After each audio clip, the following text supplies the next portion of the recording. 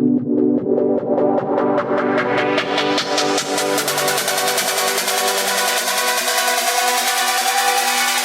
is something special inside you. Welcome to GNG Podcast with your host, speaker, best-selling author, Chaz Jackson.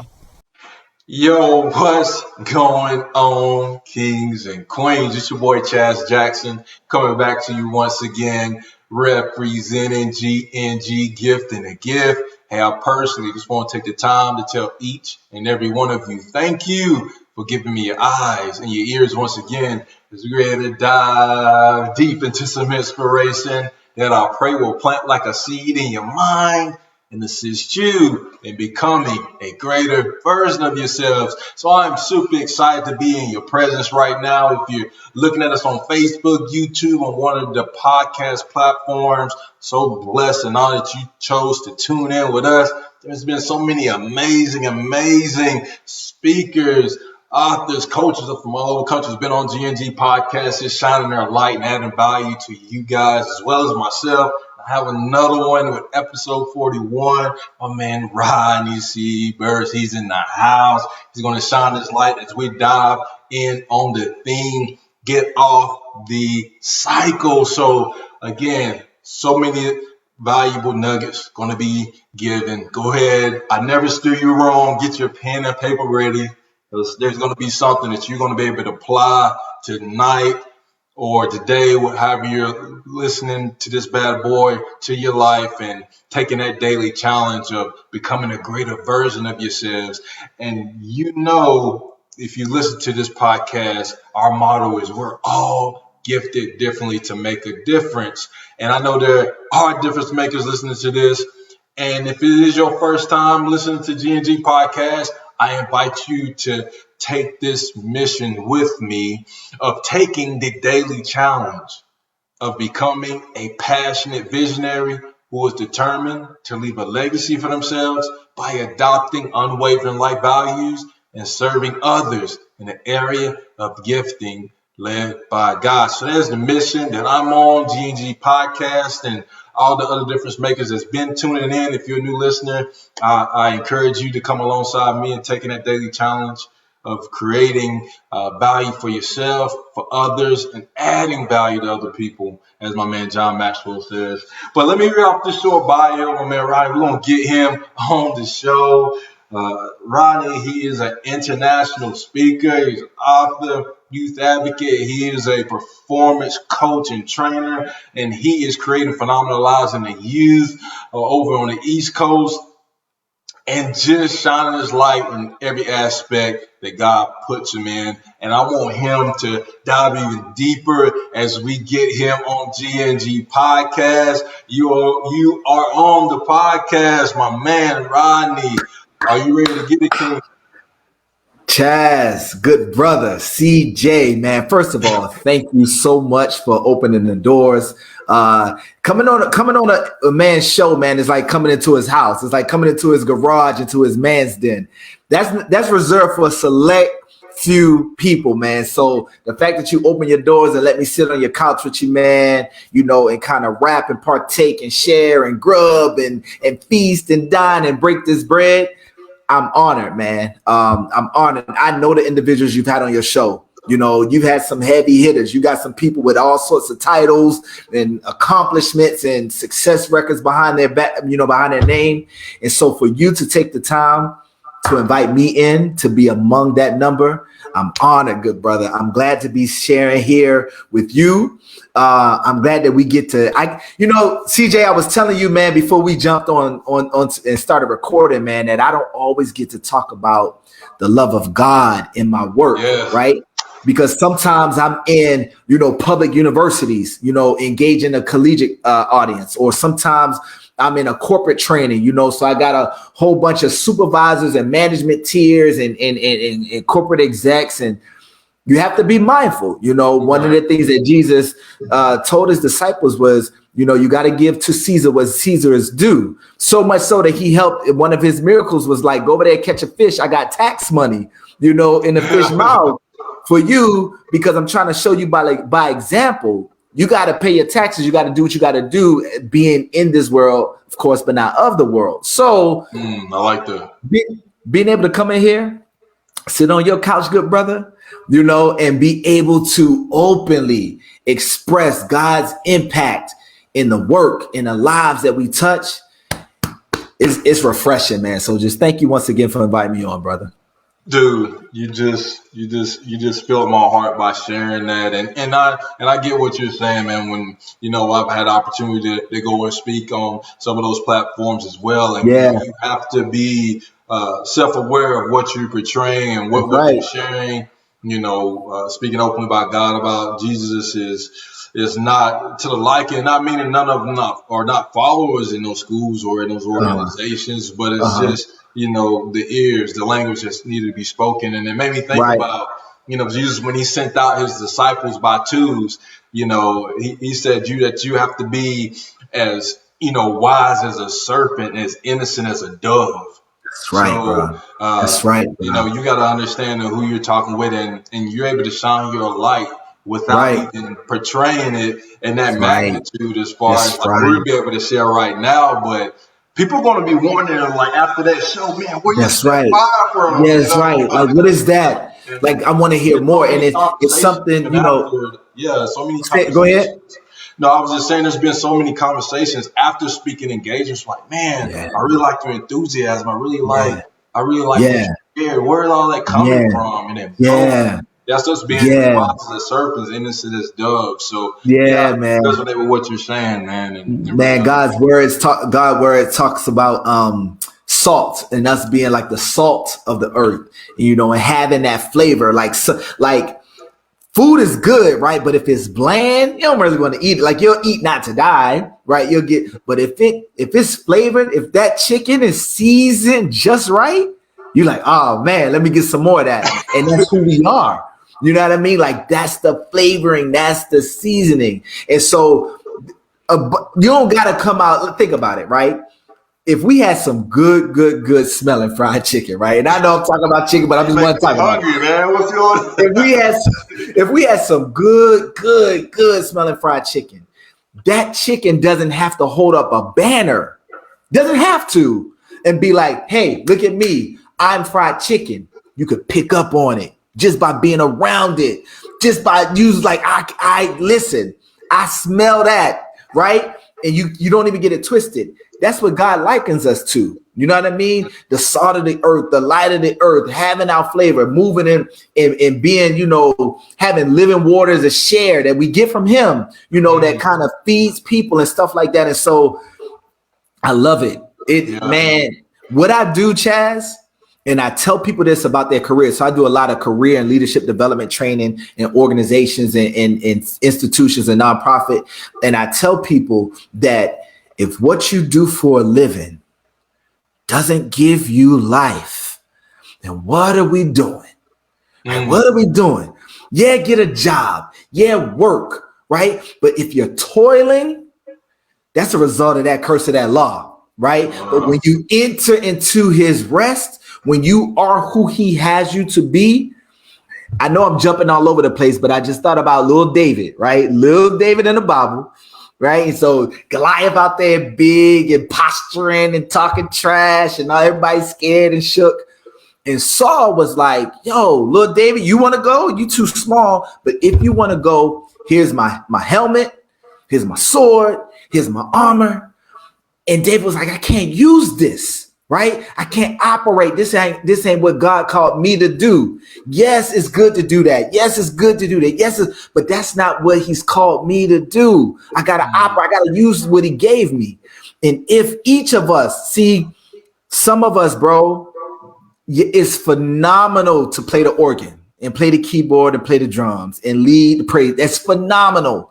But if God has gifted you to be an engineer, right?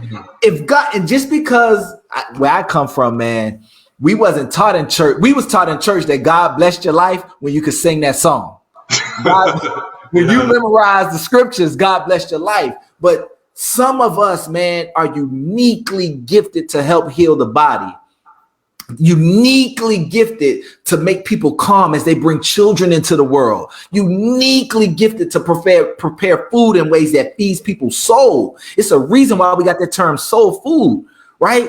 It's when you do it, like, it's a reason why, man. And so just because you can cook a little bit, if that's not your gifting, on Sunday after church, when we got the big meet and greet, we don't need you in the kitchen, right? We want the people that's uniquely called. So I tell people that now. Of course, I can't take them through chapter and verse when I say that, but it's the same principle. God's word is God's word all day long, man. And so, no, it doesn't matter how it all comes from him. The Bible says the heavens, bro, declare the glory of God. Right. So bruh, if I gotta use Legos, if I gotta use spaghetti, if I gotta use fried chicken, like, it doesn't matter what I gotta use. I was surfing, bro. Me surfing. I was my first time ever surfing. I've never been surfing before, man. It was crazy. I'd like at least try it once, though. You gotta try it. You gotta try it. I was surfing, bro. I was in Costa Rica. Thank you, Lord, for allowing me to kind of, the Bible talks about your gift making room for you and bring you before great men, right? So I had to speak at this conference, right, in Costa Rica. Well, we were there for a week, and part of it was they took us out surfing. Now, bro, come on, man, Chaz, look at me, right? I don't know nothing about the life, right? So we out there, and I had this feeling, man. First of all, I never got it. You got to go out there on your belly and paddle towards the waves, right? From the beach out to the waves.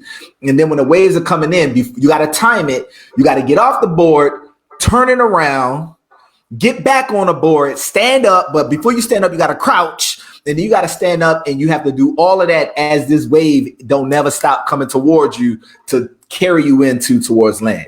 Bro, I got flipped, smashed. They got a cord, wire rope or something like that goes around your ankle and connects to the board. So the board going this way, I'm going this way. I can swim, right? So I never lost it, but bro, I tried about 30 times, man. That water beat me up, but it was fine. And I'll never forget, I was back on the sand, and I was just kind of walking and thinking, and I was like, one day I'm going to be talking to some audience, and the best way for me to communicate whatever precept or concept I'm trying to share to them, so they get it. So it's rhema words. So it's alive. Now, it's not just logos. It's not just Wikipedia dry, but it's alive in their hearts.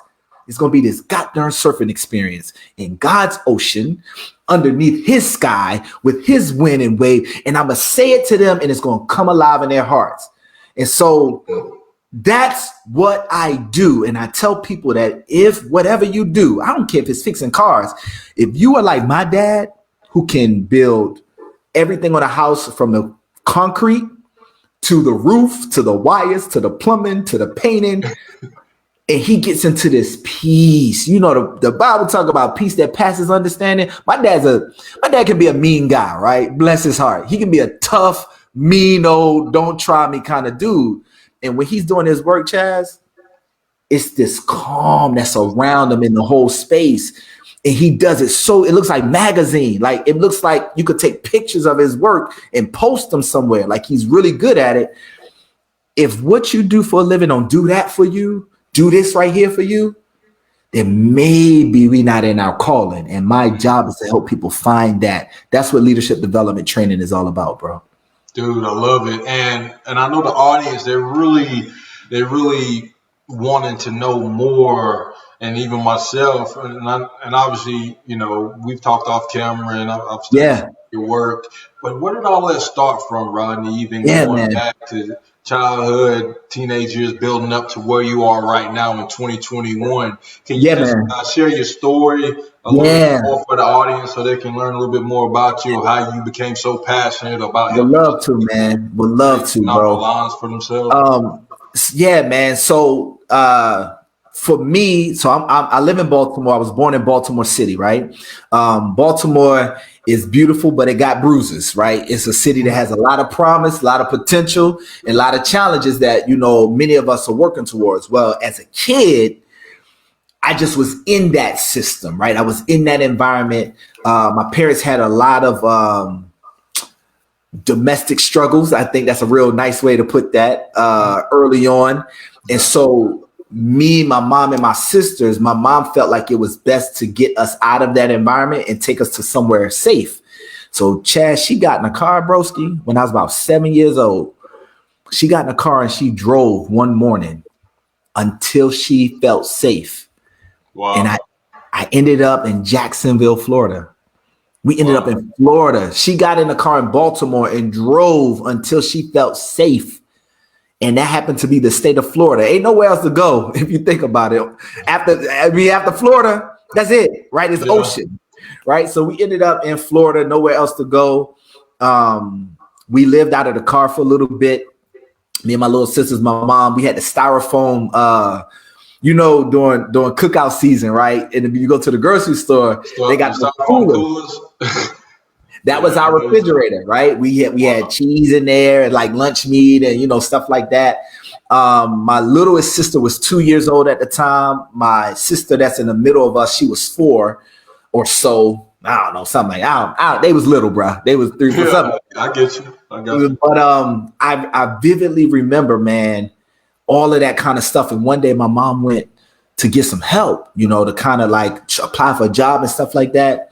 And this older auntie, grandma, sister somebody, I don't know her name. I never really met her, but I saw her and my mom always talks about her.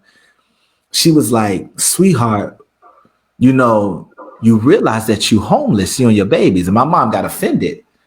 And she was like, didn't I just tell you that I got a house on such and such and such street, and that me and my kids are down here, we kind of looking for such and such. And the lady stopped my mom and she said, baby, you just told me that you got a house up there, but you have no plans on going back.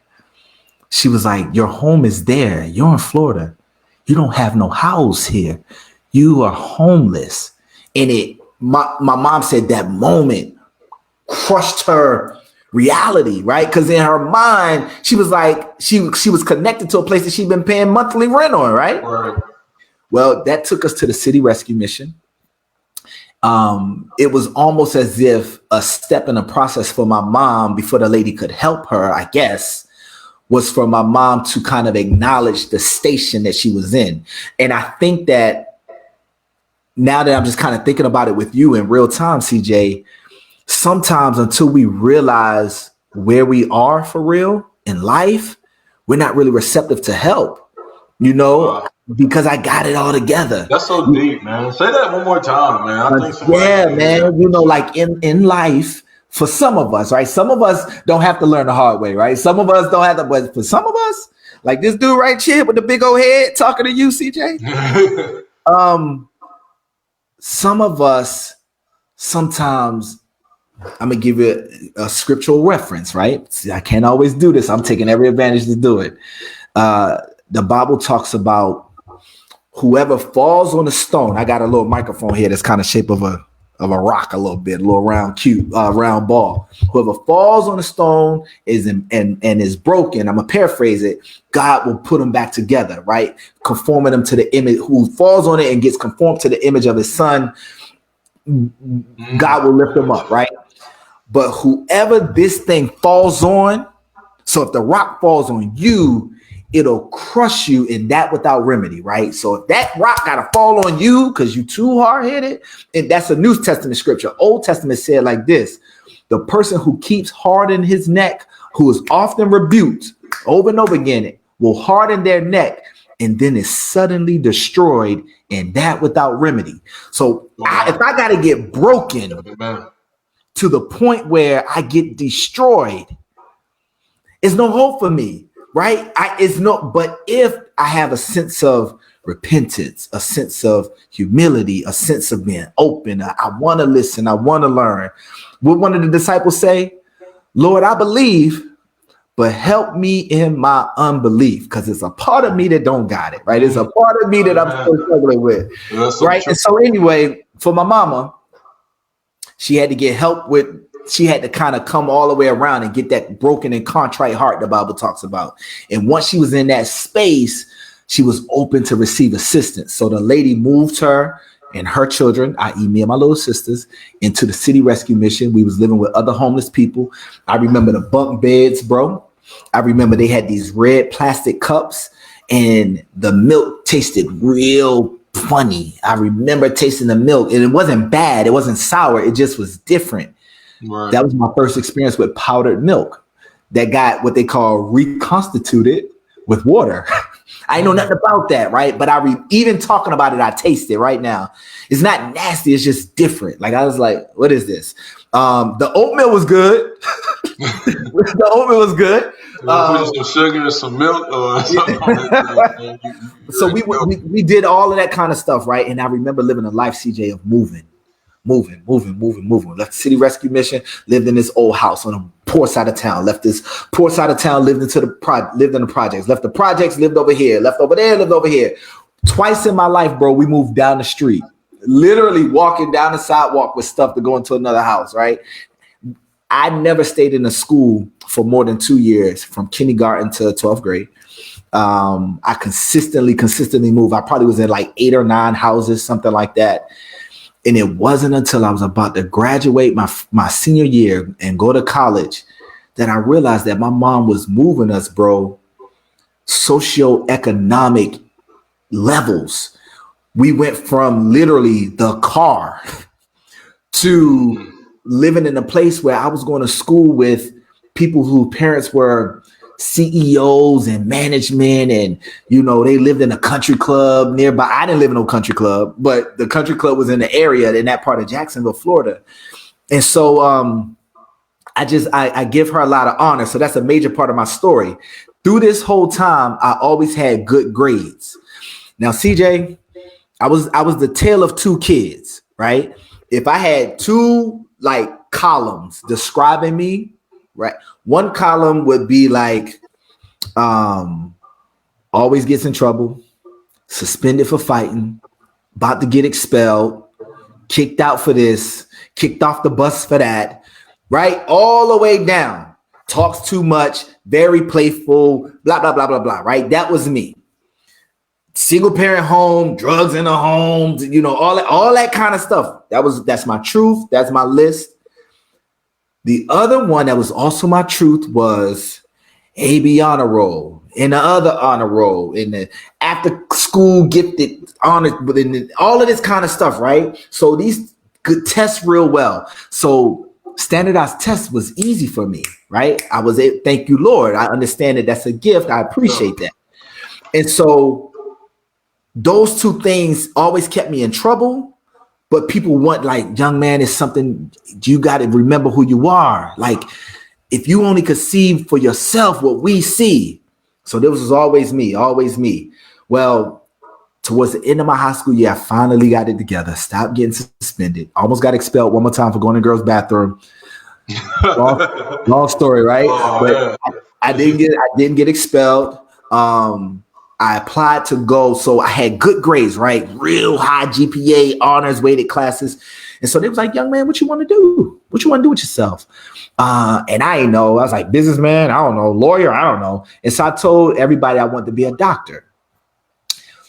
I didn't want to be no doctor. I just didn't know what else to say, right? So I said I wanted to be a doctor, right? I had good grades.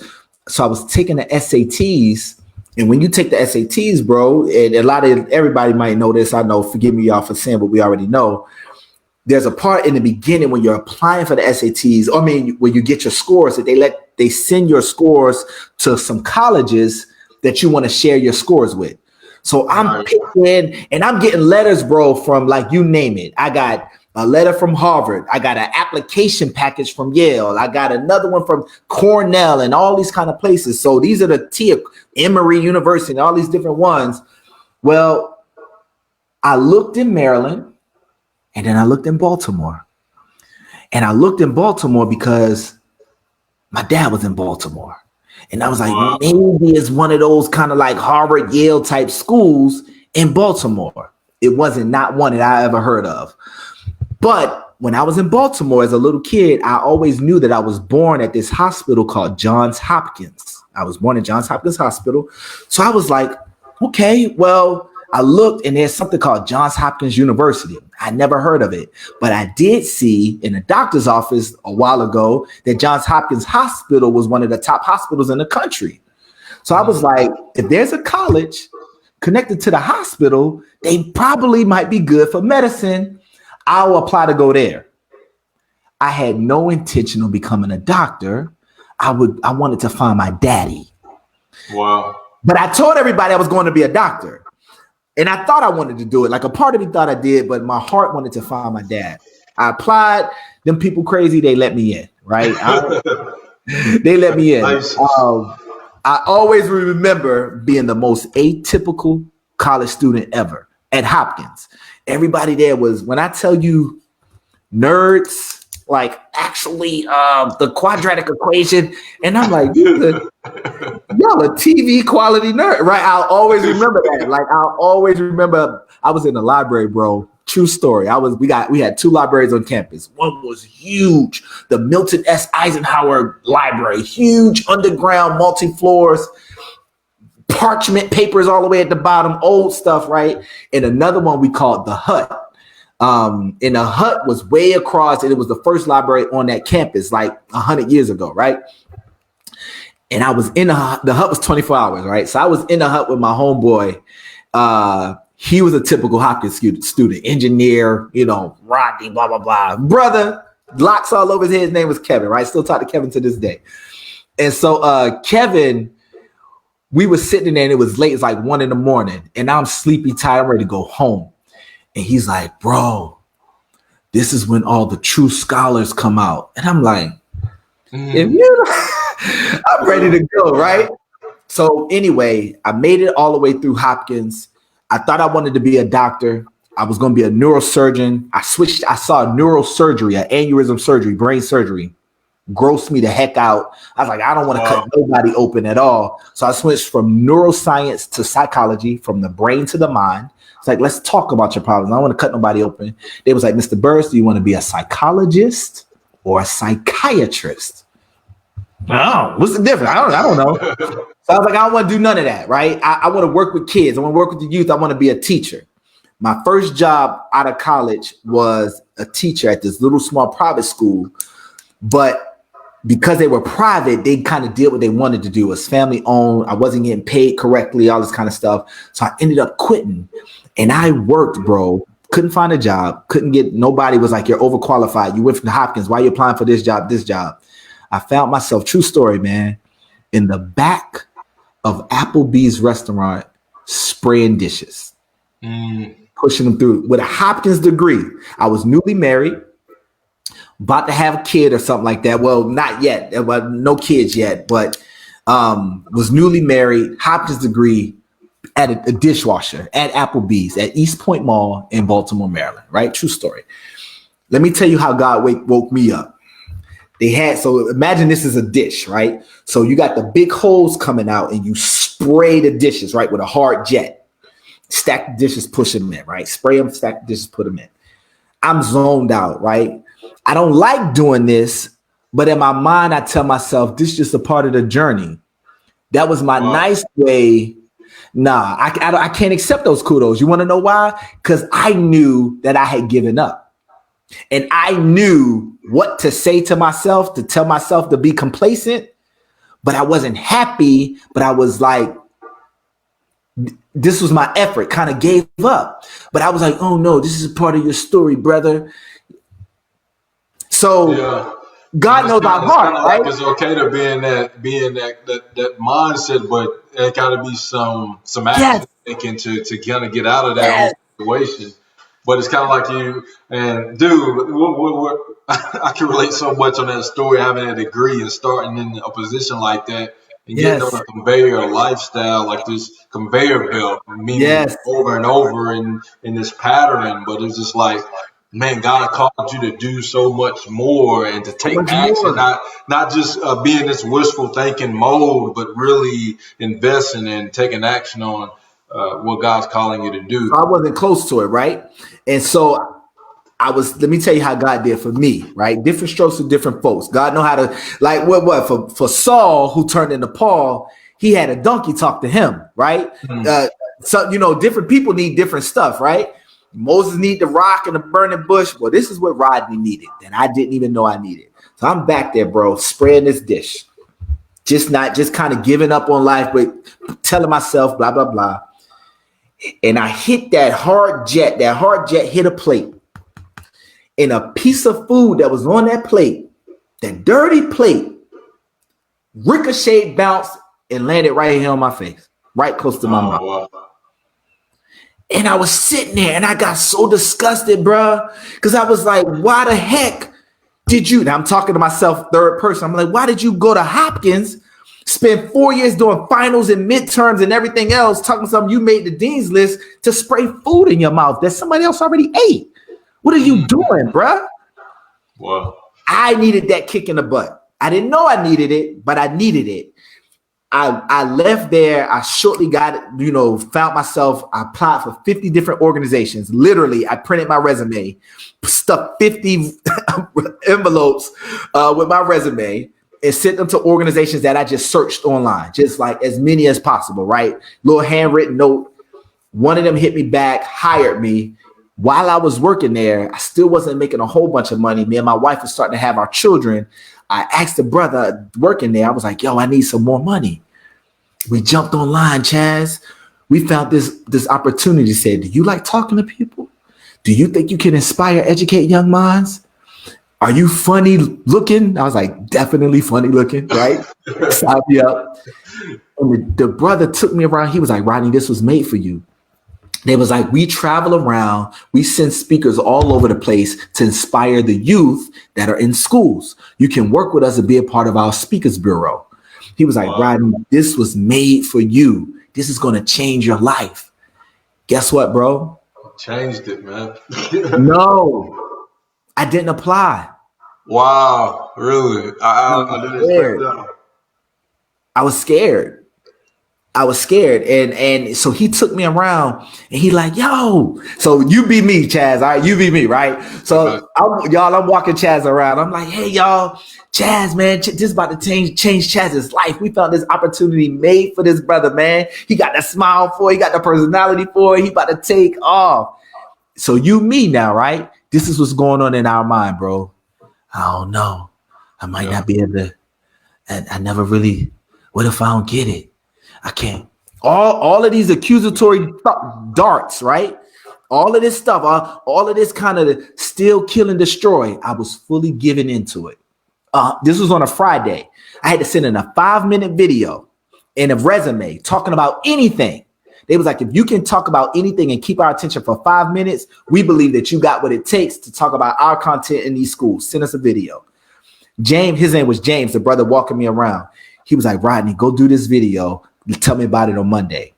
I left there Monday. I came back in. He met me at the door. He's like, bro, tell me about it. How'd it go? I was like, oh, I didn't do it. I didn't submit it. He's like, what you talking about? I had no camera. What you mean you had no camera? I didn't get a haircut. What you mean you didn't get a haircut? He saw through all of my excuses because my heart wasn't in it, man. The Bible says, as a man thinks in his heart, so is he. My heart knew that I wasn't good enough. So guess what? I wasn't good enough. I could have had 50 cameras in my face. I wouldn't have recorded nothing. I could have had the best haircut. I wouldn't have recorded nothing because I didn't think I was good enough. He fussed at me so professionally, but so, oh my goodness, I thought he was about to hit me in my mouth in that job, right?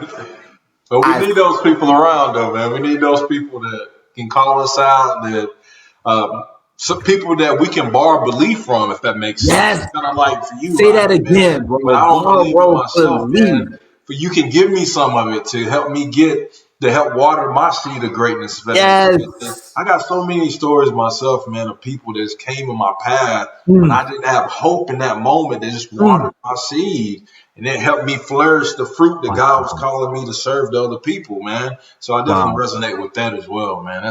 Man. That's dope, bro. That's dope. So that was my whole story, man. That was my whole story. I applied for it, right? Did you end up making the video? And Yes, I ended up making the video, right? I submitted it. They flew me out, and the rest just started going. Now I had some bumps and bruises in there, right?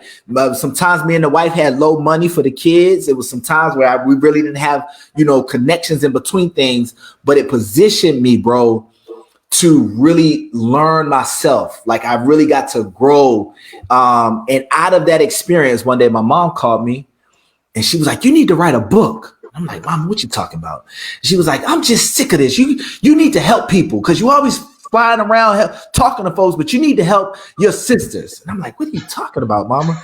And so what she was saying was my little sisters had, do you hear background noise? My heater just came on. Can you hear that? Or it's fine? No, I don't hear. You're good, man. So thank you, bro. So what happened was my little sisters and my sister's friends all were living in my mom's house. A whole bunch of young ladies that my mom was like the mother of all of these young women, right? And she was like, they dealing with the same issues we done cried about, we done fussed about, we done prayed about, we done talked about this over and over. They still going back to the same mess, doing the same stuff. She was like, some of this mess, these girls are doing what their own mothers have done, which is why they're not living at home. They living with me. She was like, these are cycles. My mom calls me by my middle name, which is Chris, right? That's what the C for Rodney C Burris is for Christopher, FYI. So she was like, these are cycles, Chris, and I'm sick of dealing with them. She was like, who is going to break the cycle? Somebody just needs to get off the cycle and run. And when she said that, that's where the book title came from. That was where the book title came from. The rest of the book. And so now, I don't know if it's going to look backwards in the camera, but Get Off the Cycle and Run came out of a conversation with my mama, bro, where she just wanted us to break habits, right? Just stop repeating stuff. And so she fussing. And I done zoned out because it was like a download, man. It was almost as if God was like feeding me this whole imagery of being on a cycle, right? Being on a bike and sweating and trying and pumping, but not going anywhere because it's a stationary, it's an exercise bike. So I'm trying, but I ain't making no progress in this world, right? Then I get off that bike and I use the same effort, the same muscles, the same strength and take off, right? Run out the door. And so I saw this and she was like, you just need to write this book. And I'm like hearing my mom and watching this download, if that makes sense, right? It's like I'm watching this whole download. And I was like, well, a bike is like life if you think about it, because a cycle is anything that repeats over and over again. Relationships, job types, etc. Right? Same mistakes over and over, whatever it is. That's a cycle. Well, if I'm in a cycle, if I'm on a bicycle, and the handlebars are loose, that means I don't got no control. That's the steering. If I'm in something going over and over and over again that I'm not able to control, I would do better getting off of that cycle and just running, using effort to leave it alone, right? As opposed to repeating it over and over. I love that, man. That's so deep. That's so deep. Times 1,000. Whoever's listening to this right now. You say what? I said whoever's listening to this right now, I hope you caught that gem that Rodney just said, man. So how about this, bro? Anybody that's connected to GNG, anybody that's connected to Chaz, I want to give a special gift to. So here's my gift in this gift, right? I'm so appreciative to be here with you, brother. So the whole book, right, does analogy after analogy. I'm going to give you one more. The pedals are what drives a bike, right? Well, in life, that's your passion. So if I'm repeating something over and over and over and over and over again, but ain't no life, ain't no passion in it for me, I'm just going through the motions, I would do better getting off that cycle and running, right? My friend was like, why we got to run, bro? He's a bigger dude. Hopefully one day, man, you'll get to meet him. He's a bigger guy, got a big beard like Rick Ross. He's like, why I got to run, man? Why can't I be tired of that repeated habit? Walk. Like, what I got to run for? And I was like, no, and this is in the book. I was from that conversation, Chaz. I was like, see, running signifies intention and direction. If we get off of a cycle in real life, if I put my bike down And I just kind of walk and stroll and meander. As soon as my feet get tired, they get a little hot. You know what's going to be very easy to do? Return back to the thing that I'm familiar with, right? But if I get off and run, not only does that create some sort of distance, running has passion and purpose behind it. I'm gonna give you an example. Me and you, we kicking it, right? Going back to eat our little chicken that we talked about earlier, right? So we outside, it's a nice afternoon. Me and you got a nice little sweet tea, some chicken between us, just having a good time. And somebody walks past us. We don't even notice them. We don't know what color shirt they got on. We don't know nothing about them. Now, same chicken, same afternoon, same sweet tea. We see somebody run past us, Chaz. Hey, you gonna look up? Like, hey, what's going on? We might get up, right? Yeah, we might start running. Like, you're like, what are they running from? Like, that's what running is. See, running has so much intentionality behind it, right? If we could walk, but if we want to really, really make a difference from what we were to who we would like to be in Christ, there's an intentionality. It's like water. Think about running water. Running water. If somebody just got water running, turn that water off. What you doing? Because running water is life-giving. It has purpose. There's urgency about it. Think about a business. Nobody walks a business. You run a business. Think about an engine. If an engine, you go outside and warm that car up and you just leave the car sitting there, that engine is running.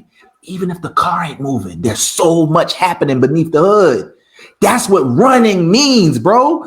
When somebody's like, no, nah, over here, you worry about yours. Over here, I run this. That's what running is, right? And so we want to take all of that and put it into this newness that we desire in Christ. This difference that you talked about in the beginning, when you did that cool intro about welcome to GNG and people giving their eyes to you and their ears to you, and you talked about becoming better and changing and progressing.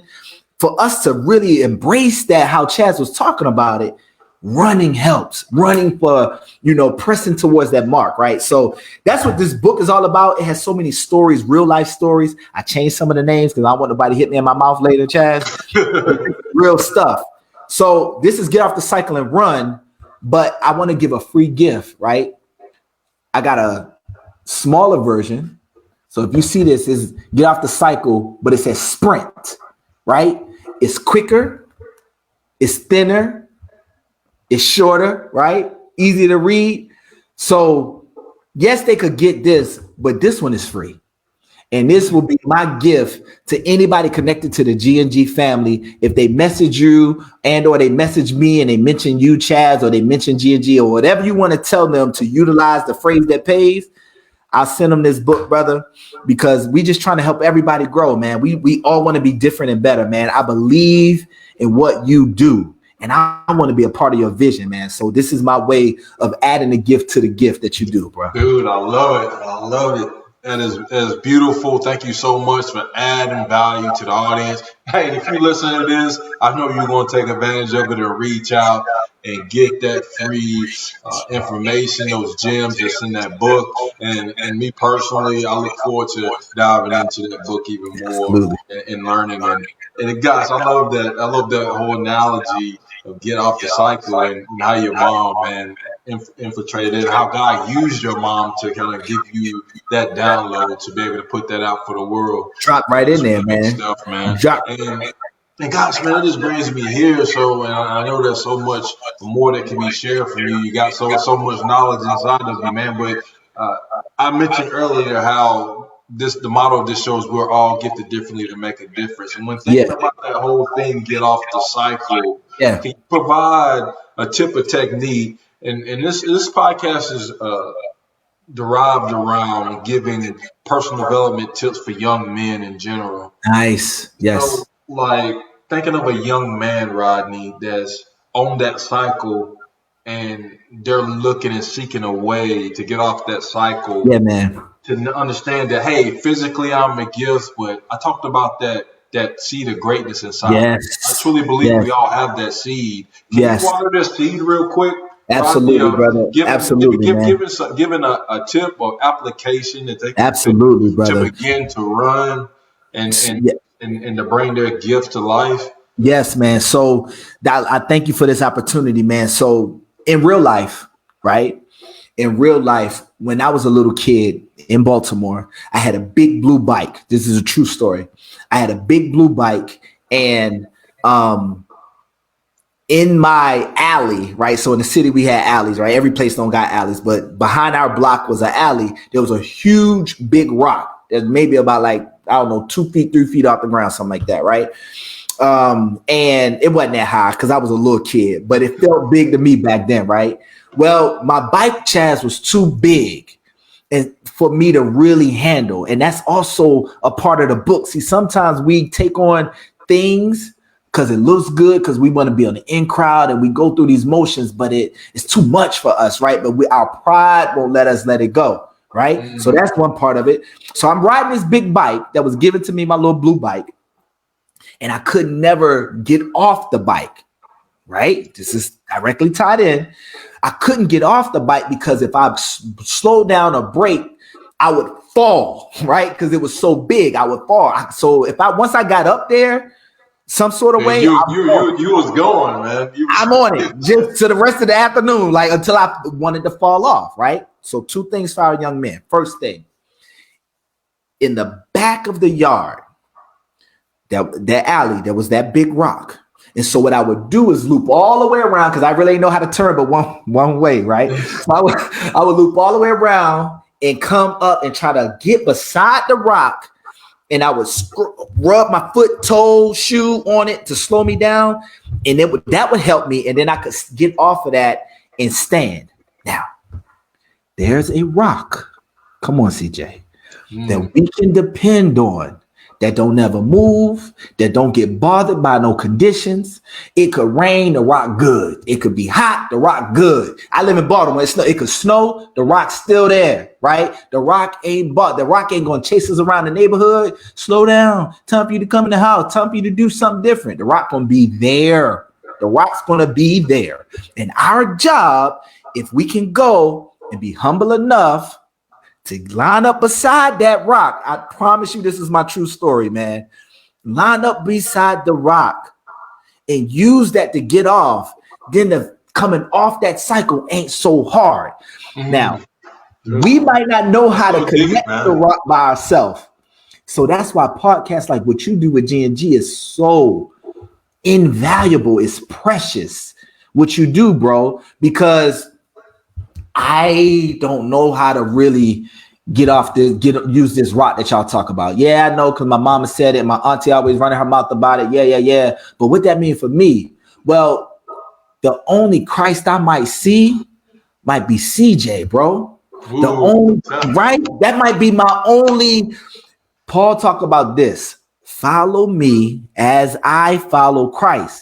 Some of us may not really get to see the whole vision and all that kind of stuff, but if I can look at your light, if I can get the flavor from your salt, then I get to kind of get up under what that blessing, that covering is, right? So, dude, and that made me even think about this, man. God is not dead. He's right. No. He's right. He's still writing chapters. I know there's 66 books in the Bible that is invaluable. It's precious. Yes, true. There's a book of Chaz. There's a book of Rodney. Yes. Dude, he's still writing books, man. He's still writing books, and we are the living versions of that. Man, but God just wanted me to share that, man. And I forget who said this, man, but and it kind of correlates with what you was kind of just talking about, how, an individual, you might be the only Bible, Rodney, that people see. That's the only one that they probably never open up a Bible, and you are the only Bible. You are the only book that they would ever read out of the Bible.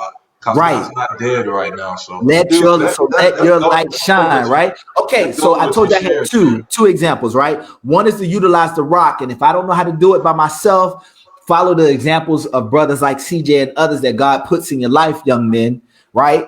So not ever that CJ Rod is perfect, no, right? Because if you think about it, the Bible was written a whole lot depending on David's life. And David had a whole bunch of mess ups, a whole bunch of them. And Abraham had a bunch of mess ups. And Peter, right? Peter had some phenomenal revelations. And he was like, I don't even know who Jesus is, bruh. He ready to fight, right? He ready to fight. I don't know who know Jesus. Jesus better get on my face with that. So these men aren't perfect, guys, right? Ain't one but perfect. So it's not that any of us got to be perfect like that. But as we try and as we endeavor, if we don't know how to really just tap and lean on that rock by ourselves, then link up with some good bros in your life. That's the first thing. The second thing is also me, true story, with this same blue bike, right? So I told you I barely really knew how to control this sucker, right? Bro, I finally knew how to turn to both ways. I finally knew how to brake and get off. I felt like I could ride the bike. True story. I found myself on going down the hill. Okay, I don't ride that good, bro, at this point to be going down no hill on no bicycle, no big old blue bicycle. So I'm on this bike, right? And this thing is picking up speed. It's picking up speed. It's picking up speed. It's picking up speed. And my eyes, bro, I know if I could be a cartoon, them things was getting bigger and bigger because I know what's about to happen. It's rocks and broken stuff and sand and slippery and grass and dirt. And it's just this hill, right? I know what is about to. I know what's about to happen. And so at the last moment, I was scared. I was kind of terrified, bro. My adrenaline rushing. I jump off this bike.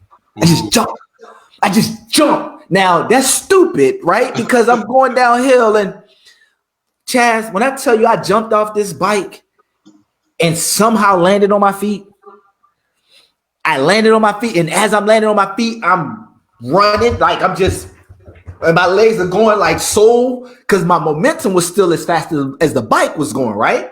So my little body was still like trying not to fall, legs turning all crazy. I look over at the bike and it's still up. I don't know if you ever see no video of somebody jumping off a bike and it's still ride. But this was me, right? So this bike is going down like boom, boom, boom, boom. It's still up, not for like 20 feet or something, but just short enough. But it's up, boom, boom, boom, boom. And then it hits something and the wheel, it starts flipping and banging and flipping and banging, and it slides all the way down. By the time I get to my bike, my shiny blue bike that I love so much, that thing has so many scratches on it and so much dust and, smut, all that kind of stuff. And I realized that could have been me. So brothers, if you guys are in a situation, and I mean this from my heart, if you are in a situation like my mama was, that the violence in her home for her children, for her situation was so bad, she didn't have time to write letters of resignation and give a 2-week notice and tell the landlord. She had to go. Now, what does that mean? If I jump off this bike, real life, real talk, little Baltimore boy going down this hill, I'm going to scratch my leg up. I'm going to get hurt. True that. But if that is significantly less damage than what's about to happen as you flip and tumble with this metal on your body going downhill, then jump. Stop tripping. Jay-Z said this. Wow. Jay-Z said, how could you falter when you have the Rock of Gibraltar? I had to get off the boat so I could walk on water. Right? Now, you're not going to have the experience of ever walking on water if you stay on that boat. And if the boat is fine and the water's calm, live your life. Be comfortable. Work in the back of Applebee's.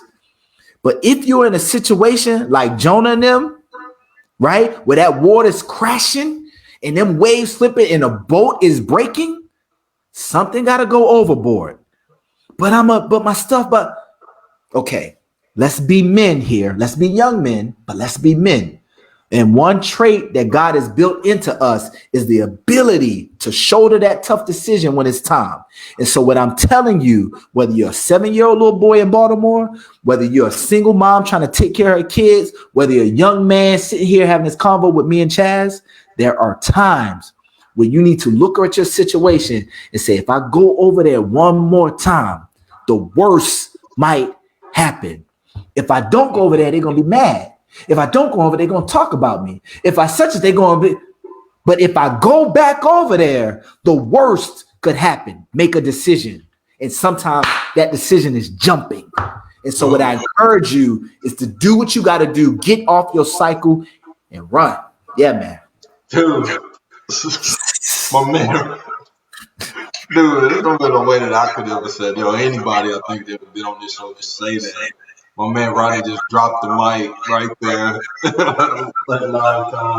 Man, that was so much gold, so many gems, and this kind of paraphrasing what you said for the young men is, get around those rocks, those mentors, those coaches, right? Those individuals that's going to help show you some success, because success does leave clues, and yes, and a lot of the failures that we go through in life. Yes, it's learning opportunities. But, there's some people out there that's willing, that's already been through what you're going up against, or been through that storm that you're entering into. Yes. We're willing to help, man. Brother Rodney Burris, man, he's willing to help. Whoever's listening, young man, this giant of a man that's talking to you right now, he's willing to help. Reach out to him. And gosh, man, sometimes, and paraphrasing with that second point, sometimes you just got to be comfortable with being uncomfortable, man. Jump off that bike, man. And yeah, you might get some bumps and bruises, but hey, you don't want to be in your 50s or 60s and saying, man, what would happen if I'd have jumped off that bike? You know what I mean? Like, my life would have changed dramatically, right? Because, I like to work out, man. And it's kind of like, you're not going to go up in weight in your bench press. You still lifting that 150, 200 pounds. You got to increase that weight. You got to get uncomfortable. You got to put yourself in a situation. And like you said, man, that was gold of, you could be in that traumas and dramas and have that emotional baggage. What I like to talk about. That's what that is. Hey, man, it's time to, jump off of that. And really examine it, interrogate that emotional baggage, interrogate those traumas and dramas, and understand, hey, man, you deserve more. God designed you. Yes, you go through those situations. We're all gifted differently to make a difference. We all have our stories in life, but our stories is not there to make us victims, but to make us victorious. As we I love that. Persevere through that stuff, man. Man. Dude, man, I really vibe with everything you're doing, brother. This has been such a treat having you on GNG podcast. Absolutely, bro. I'm gonna go ahead and say, man, this has been one of the best episodes yet. And gosh, man, I look forward to going back and listening to it myself. I've been taking notes, so I got my little notepad, man, dropping gems. I know people's listeners have been taking notes, and they want to know more about, man, how can I reach out to Rodney? Can you share some of your contact information? How can we find more of your work and other endeavors that you got going moving forward in 2021? Gotcha, man. So one of the most amazing things that's happening, and I invite any of us to be a part of it, I'm going to be speaking, bro, for 10 days in Ghana. In Ghana? In Ghana, the country of Ghana. So we're going to go point to point in different parts of the country of Ghana, right? Eating food and just seeing and learning and reconnecting and all that other kind of stuff. And so what happens is there's this foundation. I met this woman on LinkedIn. I've never met her in person ever, but she has a school over there. And so she takes Americans to Ghana, and a part of that experience, she takes a little bit of the proceeds from that, and it's a fundraiser for her school. And so we originally connected for me to do like a graduation talk, like good job, students, for what you guys are doing. And I thought that was great.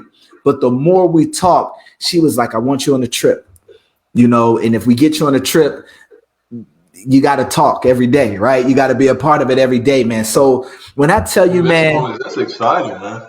Man, listen, God, with your gift, young men, will make room for you and bring you before great men. Chaz just talked about being in the gym, right? And so sometimes little young Rodney back in the day wasn't confident, but also what I wasn't doing? I wasn't working on myself. I wasn't studying to show myself approved, so I didn't be ashamed. I was very much ashamed, but I also wasn't studying, right? I also wasn't trying. I also wasn't applying myself. If God gives us gifts, a voice, a brain, strength, and we don't do nothing with it but play Fortnite, play 2K, play Madden. That's all we do. Listen, have fun. Have fun. Do that stuff, but also know how to get up under what you've been called into and refine it until you find it. Right? So, yeah, man. And I wasn't in that space. So, young men, when you get into that groove, bro, when you really, really, really do it, you know, Steph Curry, Chaz, I read this thing the other day. When he was in college, they said he'll never make it to the league. They said he was too small, that he had strong weaknesses as a point guard, that he probably would be better as a shooting guard, but even his skills as a two guard wasn't good enough. All of this stuff and why he'll never make it in the league. The gentleman who has, 2 MVPs on his belt, something like that? A couple champions, 2-3 championships, wasn't good enough to be in the league. So they said, but Steph Curry also shoots 500 3-pointers at practice every day. 500. So when the Bible says study to show yourself, for him, it's the game of basketball, right? For somebody else, it might be digging into that word because God has given them the microphone to kind of do that thing. For somebody else, it might be studying about this human body that God fearfully and wonderfully made, right? It doesn't matter what it is, but you got to know it. And so, yeah, bro, that's one thing I'm doing. I'm inviting these people to come and join with us, man. If you want any information about that, if you like my little tweets, or if you want to be a part of anything, social media, it is Rodney C. Burris. It's at Rodney C. Burris. It's RodneyCburris.com. If you want to email me, it's info@Rodney C. Burris. My website is RodneyCburris.com. Like it's Rodney C. Burris. So I would love to connect. And again, bro, anybody that's connected to you, if you guys say, I know Chaz, I like Chaz, I rock with GNG, I'm part of the GNG family, we are family. And I'm honored to know you. I'm honored to link up with you, man, and shoulder this burden and push this vision with you alongside you, man. So anybody that's family to you is family with me. And I would love to be a part of their life, their circle, connect them as well, and give them this book and any and everything else, man. So, yeah, it's an honor to know you, Chaz. Dude, such an honor to know you, man. And I feel like, man, we could talk for another hour, man. We've been on this thing for an hour, man. And, dude, there's so much more I know that you can share that I can share. And we ain't going to let this be the last episode, man. Let's do it. We got to do this again. When you got this kind of energy. We're going to chop it up, man. We're going to chop it up and have this conversation more because I definitely resonate with you. Just know the GNG family is praying for you. And, gosh, man, I know the line's blank and we'll plug it in along the way, but we're going to continue to lift each other up and serve God's people the best way we know possible. And just keep on taking that daily challenge like I mentioned before. And, again, man, I love this quote, man. It says that I've seen further than others because I stand on the shoulders of giants. And you definitely a giant, Rodney. People stand on your shoulders, man. I'm so excited to see what you're going to do in Ghana and all your other endeavors that you're going to be doing here in the future, man. I'm just out to say, man, I know you, man. But one day down the road, man, you're going to be on TV. I'm like, man, he was on GNG. Thank you, bro. Let's go together, man. Let's do this together. But it's all the beginning, man. Cool. And I say all that with love, brother. But thank you again for shining your light on the show. Cool. Thank you, brother. I appreciate it, man. I'm going to go ahead. My wife probably going to beat me up, man. So I'm going to get on out of here too, man. Yes, sir. I'm going to lead us out, man. Okay. Hey, I told each and every one of you episode 41 was going to be amazing. Go ahead and let us know what tip or technique you are going to take to apply to your lifestyle today. Gosh, man, thank you for rocking with us during this episode. I want you to stay up with GNG. More episodes coming soon. Do 2 things for me, family. Keep that crown on your heart. And remember this, we are God's echo. I love each and every one of you. Peace. Thank you for listening to GNG Podcast. Remember, you are gifted differently to make a difference. Please visit ChazJacksonSpeaks.org and let's continue to grow together. God bless.